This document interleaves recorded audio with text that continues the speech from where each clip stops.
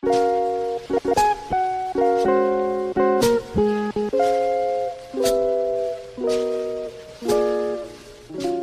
doy la bienvenida. Hoy es 11 de julio, jueves de la 14ª semana del tiempo ordinario. Suplicamos la intercesión en la memoria obligatoria de San Benito Abad.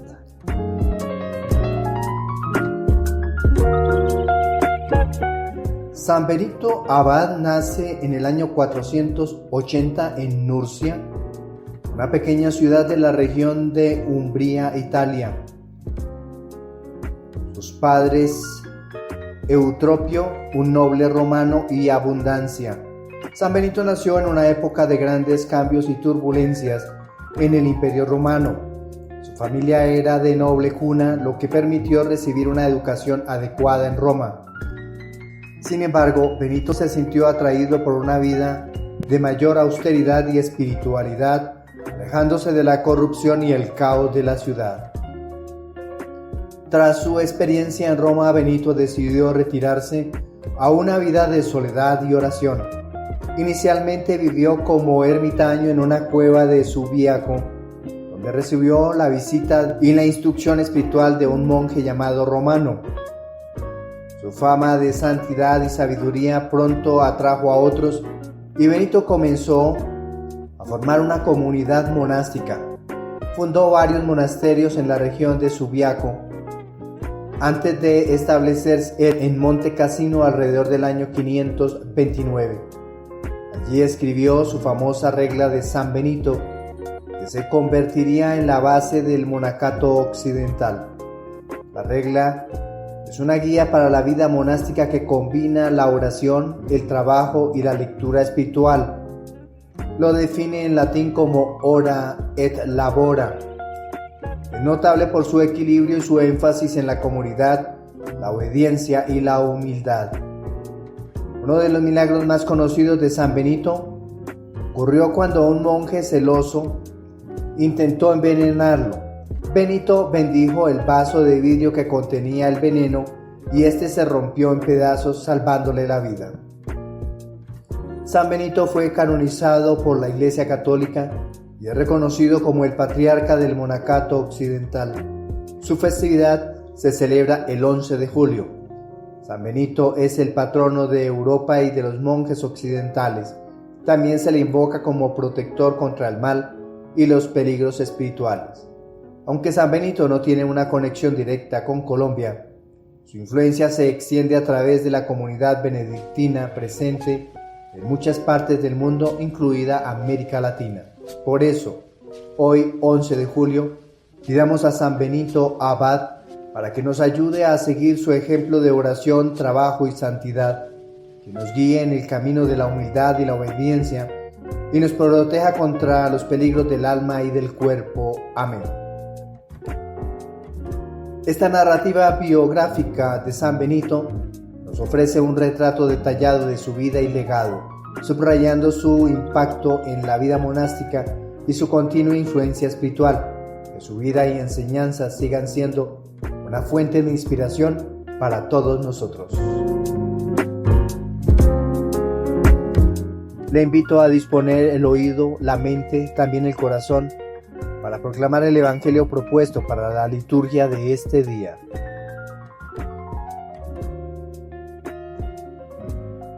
Les proclamo la buena noticia de nuestro Señor Jesucristo según San Mateo, capítulo 10, versículos del 7 hasta el 15. En aquel tiempo dijo Jesús a sus discípulos: Id y proclamad que el reino de los cielos está cerca. Curad enfermos, resucitad muertos, limpiad leprosos, echad demonios. Lo que habéis recibido gratis, dadlo gratis. No llevéis en la faja oro, plata, ni calderilla, ni tampoco alforja para el camino, ni túnica de repuesto, ni sandalias, ni bastón.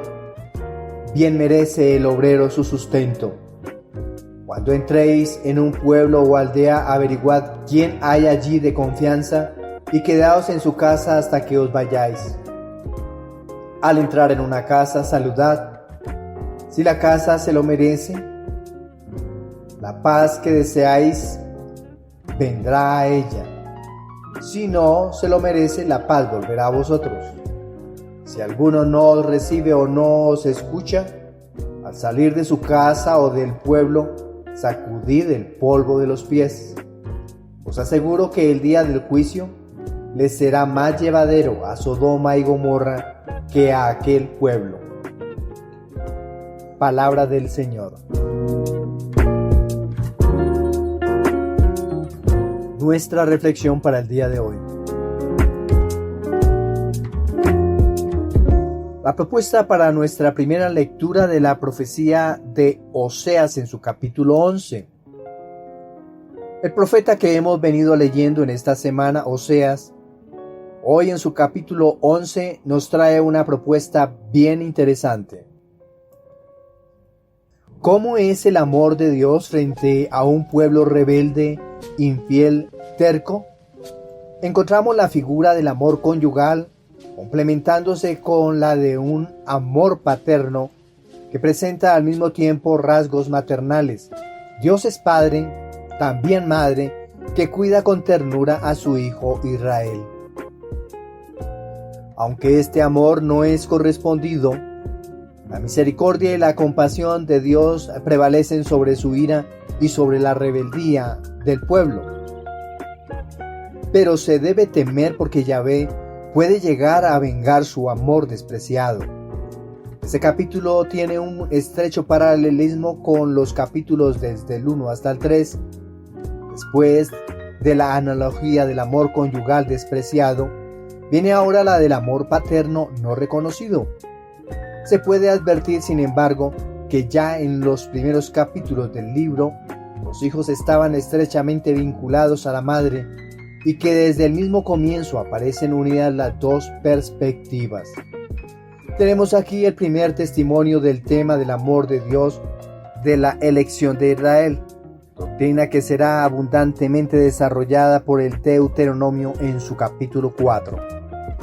Para el profeta Oseas, la verdadera historia de Israel comienza con la salida de Egipto.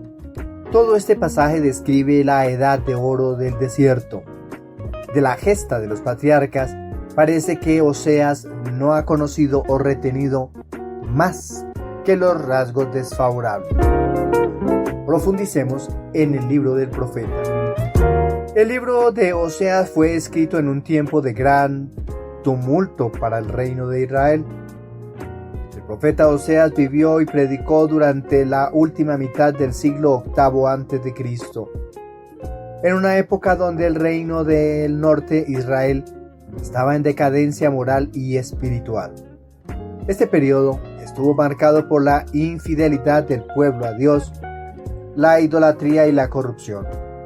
Oseas utilizó su propia experiencia marital al casarse con una mujer infiel para ilustrar la relación de Dios con Israel, su amor fiel de Dios a pesar de la infidelidad de su pueblo. El pasaje de Oseas en su capítulo 11, versículos desde el 1 hasta el 4 y desde el 8c hasta el 9, es una poderosa demostración del amor y la compasión de Dios por su pueblo, a pesar de su infidelidad y rebelión. Desde una perspectiva hermenéutica, podemos identificar varios temas claves. Uno de ellos, el amor incondicional de Dios. 2. La compasión y la misericordia. Y la relación personal con Dios. Profundicemos en estos temas. Primero, amor paternal de Dios. Un tema que encontramos nosotros consignado en los primeros 4 versículos del capítulo 11. Dios se presenta como un padre amoroso que llama a su hijo Israel desde Egipto. Este versículo también se cita en el Nuevo Testamento, en el Evangelio de Mateo en el capítulo 2, versículo 15, en referencia a Jesús, indicando un cumplimiento profético. La repetida infidelidad de Israel Se contrasta con la constante ternura de Dios, quien enseñaba a andar a Efraín y lo llevaba en sus brazos, simbolizando una relación íntima y personal. La imagen de las cuerdas de amor y lazos humanos que están relacionados en el versículo 4 muestra la cercanía y la compasión de Dios. En hebreo, ahabaj significa amor, indicando un compromiso profundo y sacrificial. Segunda propuesta, dolor y compasión divina. Tema que está consignado entre los versículos del 8c hasta el 9. Dios expresa un profundo conflicto interno. Mi corazón está perturbado dentro de mí, se estremecen mis entrañas. Esto refleja un Dios que siente intensamente un tema resonante en la teología cristiana, donde Dios es visto como un ser de amor profundo. La decisión de no actuar con furor a pesar de la justa ira revela la misericordia divina, porque yo soy un Dios, no hombre, indica la trascendencia y la santidad de Dios. En hebreo utiliza la palabra kadosh. El kadosh significa el santo, enfatizando su carácter sagrado y separado del pecado humano. La tercera propuesta tenemos amor incondicional de Dios. Aquí tenemos nosotros que reflexionar sobre la naturaleza del amor de Dios, que es paciente y constante a pesar de nuestras fallas. Esto nos invita a responder con gratitud y fidelidad. Cuarta propuesta, compasión y misericordia. Meditar sobre la compasión de Dios, que aunque justo elige la misericordia. ¿Cómo podemos imitar esta compasión en nuestras vidas diarias, siendo reflejo del carácter divino de nuestras relaciones? Y por último, relación personal con Dios. Considerar cómo Dios nos llama personalmente y nos sostiene a lo largo de nuestras vidas, y cómo podemos reconocer y responder su amor y guía. El simbolismo en estos versículos es rico y variado. Los actos de enseñar y andar y llevar en brazos son simbolismos del cuidado y guía divina. La referencia a Egipto simboliza la liberación y redención. En cuanto a la numerología, el número 4 en la Biblia a menudo representa la totalidad del universo, los 4 puntos cardinales. En este contexto, los 4 versículos iniciales pueden simbolizar la universalidad del amor y el cuidado de Dios hacia toda la creación. San Juan Pablo II, en sus catequesis sobre el amor de Dios, señaló que la ternura de Dios, como se muestra en Oseas, es un modelo para el amor humano. Enseñó que el amor de Dios es siempre fiel y que la respuesta adecuada a este amor es la conversión y la fidelidad a sus mandamientos. Al meditar sobre estos versículos durante el jueves de la 14ª semana del tiempo ordinario, podemos encontrar inspiración en la profundidad del amor y la misericordia divina y buscar reflejar estas cualidades en nuestras vidas diarias. Ante esta propuesta que nos hace nuestro Padre Dios con la primera lectura por medio del profeta Oseas, le respondemos con el Salmo 79 y nos unimos al sentimiento del salmista con esta frase antífona: que brille tu rostro, Señor, y nos salve. El Salmo 79, titulado Dios de los ejércitos, restaura a tu pueblo, es una súplica colectiva, un lamento nacional de Israel, pidiendo la restauración y la salvación divina. Se atribuye a Asaf y se sitúa en un periodo de gran aflicción para el pueblo de Israel, probablemente durante el exilio o una invasión extranjera. La metáfora principal del Salmo es la de Dios como el pastor de Israel. una imagen profunda arraigada en la tradición hebrea y la nación de Israel como su rebaño. Profundicemos en sus versículos. Versículo 2 AC. Pastor de Israel, escucha, tú que guías a José como a un rebaño. El autor sagrado utiliza la figura del pastor diciendo pastor de Israel. En hebreo dice roej. Es un símbolo poderoso de liderazgo y cuidado. Este título resalta la relación íntima y protectora de Dios con su pueblo. José, utilizado aquí para representar a las tribus del norte de Israel, los descendientes de José. Versículo 3b. Reafirma tu poder y ven a salvarnos. Literalmente en hebreo dice el autor sagrado Or et Usekah. Reafirma tu poder, donde Or significa despertar o levantar. Esta expresión implora a Dios que manifieste su poder, su fuerza para rescatar a su pueblo. Reafirma tu poder y ven a salvarnos. Sálvanos, la salvación en hebreo, Oshia, es un tema recurrente en los salmos, destacando la dependencia total de Israel en la intervención divina. Versículos del 15 hasta el 16. Cuida de esta vid, la cepa que tu diestra plantó. Denotamos aquí varios términos importantes en estos versículos. La vid. Israel es frecuentemente simbolizado como una vid en la escritura, una planta que requiere constante cuidado y protección. La diestra, la mano derecha de Dios, en hebreo Yamin, es símbolo del poder y autoridad. Versículo 16. Del Hijo del Hombre que para ti has fortalecido. Hijo del Hombre, aquí puede referirse a Israel en su totalidad o a una figura representativa del pueblo como el rey o el líder. El Hijo del Hombre que para ti has fortalecido. Fortalecido en hebreo, Ametz.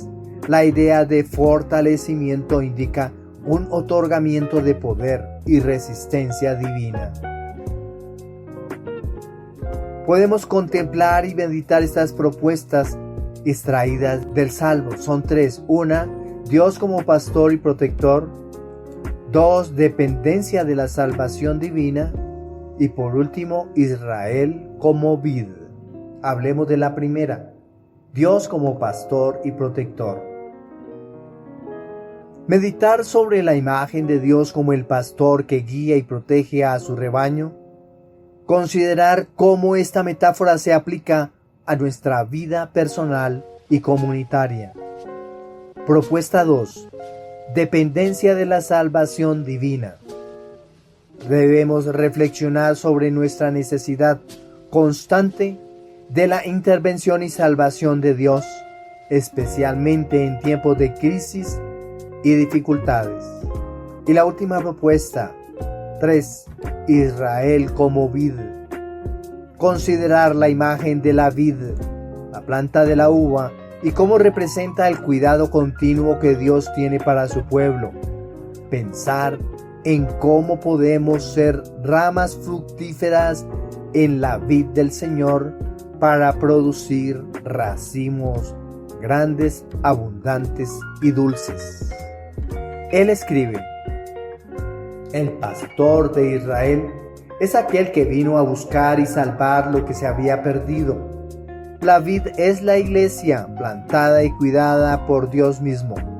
Así como la vid necesita ser podada para dar fruto, así también nosotros somos miembros de la iglesia. Necesitamos la disciplina y el cuidado divino para crecer en santidad. Al meditar sobre este salmo, especialmente en el contexto litúrgico del tiempo ordinario, podemos encontrar consuelo en el cuidado constante de Dios y su deseo de restaurar y salvar a su pueblo. Como una planta, debemos nosotros tener cuidado y su tiempo necesario para producir fruto. No nos exasperemos por producir frutos ya en el ahora o exigírselo a otros, sino que todo va a su tiempo. La propuesta del Evangelio. El Evangelio propuesto para este día es del evangelista Mateo en su capítulo 10. El Evangelio de Mateo fue escrito alrededor de los años 70-80 después de Cristo, dirigido principalmente a una audiencia judía cristiana. Mateo presenta a Jesús como el Mesías prometido, el cumplimiento de las profecías del Antiguo Testamento. En el capítulo 10, Jesús envía a sus 12 discípulos a predicar el reino de los cielos, dándoles instrucciones específicas sobre cómo deben comportarse y qué deben esperar. Profundicemos en sus versículos.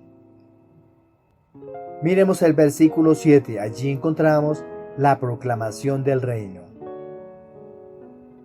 En el camino proclamen que el reino de los cielos está cerca. Reino de los cielos en griego sería Basileia ton ouranon. Es una expresión característica de Mateo que evita el uso directo del nombre de Dios, reflejando su audiencia judía. El mensaje central es que el reino de Dios está cerca, y esta proclamación debe ser el enfoque de los discípulos. Basileia ton ouranon. En hebreo sería Malhut Shamayim. Se traduce como al dominio y gobierno de Dios sobre el universo, enfatizando su soberanía y autoridad divina. El reino de los cielos nos recuerda que somos parte de un reino divino, llamado a vivir bajo el señorío de Dios. El reino de los cielos es un tema central en los evangelios, especialmente en Mateo, donde se menciona 32 veces. Jesús habla del reino como una realidad presente y futura, indicando tanto la llegada del reino de Dios a través de su ministerio, como la consumación final en el fin de los tiempos. El número 7 en la Biblia a menudo simboliza perfección o complejidad, y se puede ver que el reino de Dios abarca la plenitud de su creación. Versículo 8. Lo podemos denominar como poderes milagrosos. Curen enfermos, resuciten muertos, limpien leprosos, expulsen demonios. Gratuitamente han recibido, den también gratuitamente. Jesús da a sus discípulos autoridad para realizar milagros, lo cual demuestra que el reino de los cielos se manifiesta a través de acciones poderosas. La instrucción de dar gratuitamente lo que han recibido gratuitamente subraya la generosidad y la gracia de Dios. El autor sagrado utiliza la palabra griega dorean, gratuitamente. En hebreo sería hinam, gratuitamente. Se traduce que es algo dado sin costo o sin expectativa de reciprocidad. En el contexto bíblico, esto resalta la gracia y el favor inmerecido de Dios hacia su pueblo. Jesús instruye a sus discípulos a dar gratuitamente lo que han recibido gratuitamente, lo que encontramos en el versículo 8.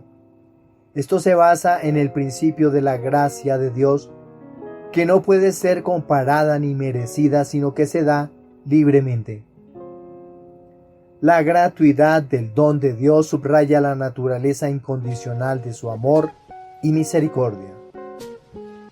Gratuitamente nos desafía a reflejar la gracia de Dios en nuestras interacciones diarias, ofreciendo amor y ayuda sin esperar nada a cambio. Tercer propuesta, versículos del 9 hasta el 10. Aquí encontramos una titulación: Dependencia total de Dios. Los discípulos no deben llevar provisiones para el camino, lo cual implica una confianza total en la providencia de Dios y en la hospitalidad de aquellos a quienes predican. Esto resalta la fe y la dependencia en Dios. Y la última propuesta, hospitalidad y rechazo, que se encuentra consignado en los versículos del 11 hasta el 15. Versículo 13. Si la casa es digna, que la paz que le desean venga sobre ella. Si no lo es, que esa paz vuelva a ustedes. La instrucción de buscar a alguien digno y permanecer en su casa muestra la importancia de la hospitalidad y la comunidad. Sacudir el polvo de los pies es un gesto simbólico que indica ruptura y juicio contra aquellos que rechazan el mensaje. Esa paz de la que nos habla el autor sagrado, en griego sería eirene, paz. En hebreo la palabra sería shalom. Una palabra rica en significado que incluye no solo la ausencia de conflicto, sino también bienestar, salud, prosperidad y totalidad. La paz que nos ofrece Jesús nos invita a buscar y promover el shalom de Dios, un estado de bienestar integral que trasciende las circunstancias. La paz de Dios es un tema recurrente en la Biblia. Jesús ofrece su paz a sus discípulos. Lo vemos contenido en el Evangelio de San Juan en su capítulo 14, versículo 27. Y Pablo habla de la paz de Dios que sobrepasa todo entendimiento. Encontramos este término en la carta a los Filipenses en su capítulo 4, versículo 7. El número 3 puede simbolizar la plenitud divina y trinitaria en la Biblia. La paz que ofrece Dios es completa y perfecta, abarcando todas las áreas de la vida. Había una vez un médico llamado Juan que decidió ir a una remota aldea en las montañas para ofrecer su ayuda médica a quienes no tenían acceso de servicios de salud. Juan llevaba consigo solo lo necesario: sus conocimientos, algunas medicinas básicas y su fe en que Dios proveería lo demás. Al llegar, Juan fue recibido por una familia que le ofreció hospedaje. Comenzó a tratar a los enfermos, curar heridas y educar a la comunidad sobre prácticas de salud. Su trabajo era completamente gratuito, siguiendo el principio de dar gratuitamente lo que había recibido gratuitamente. Sin embargo, no todos en la aldea aceptaban su ayuda. Algunos desconfiaban de él y lo rechazaron. En lugar de desanimarse, Juan seguía adelante, ayudando a quienes estaban dispuestos a recibir su ayuda. Un día, un niño gravemente enfermo fue llevado a Juan. Con su habilidad y fe, Juan logró salvar al niño. La noticia se extendió a aquellos que inicialmente lo rechazaron. Comenzaron a acudir a él. La noticia se extendió y aquellos que inicialmente lo rechazaron comenzaron a acudir a él. La aldea entera fue transformada por la presencia y el trabajo de Juan, quien siempre recordaba las palabras de Jesús: el reino de los cielos está cerca. 3 temas importantes encontramos al profundizar en el Evangelio de hoy: confianza en la providencia de Dios, generosidad y gracia, y por último, respuesta a la hospitalidad y rechazo.